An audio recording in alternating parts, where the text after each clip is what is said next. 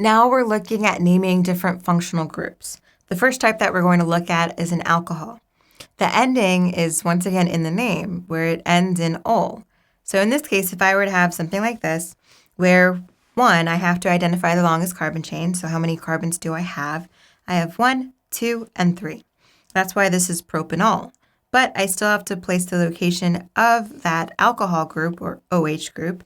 So that's why this would be at 2, which is 2 here. So I have to place the location of it, and it ends in ol. Let's do another example.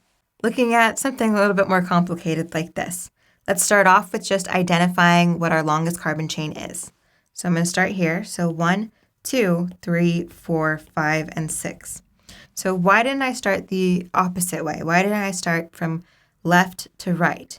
Well, this OH group, if I'm comparing it, if I'm trying to see will the alcohol group or will the